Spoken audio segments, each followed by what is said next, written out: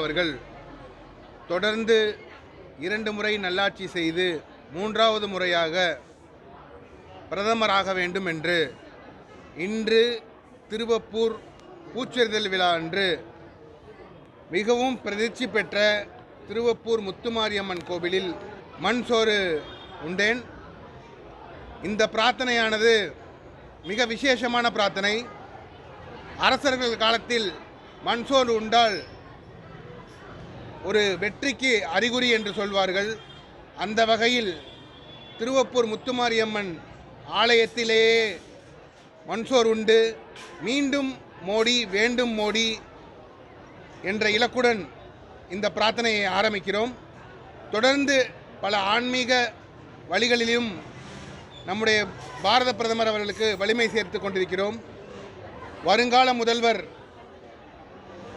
Doctor Annamalai IPS அவர்களின் வழிகாட்டுதலின்படி புதுக்கோட்டை, திருச்சி, கந்தரவக்கோட்டை மற்றும் பகுதிகளில் பூத் கமிட்டிகள் என்று சொல்லப்படும் கமிட்டிகள் 90% எட்டியுள்ளது. இது ஒரு மோடி அலை என்று கூற வேண்டும். ஆனால் இங்கே நடந்து கொண்டிருப்பது மோடி அலை கூடவே அண்ணாமலை அலையும் சேர்ந்து அடிக்கிறது. அதனால் இந்த முறை வெற்றி வாய்ப்பு பாஜகவுக்கு உறுதி என்பதை பணிவுடன் தெரிவித்துக் கொள்கிறேன். செய்திகளை உடனுக்குடனும் துல்லியமாகவும் தெரிந்து கொள்ள சப்ஸ்கிரைப் பண்ணுங்க.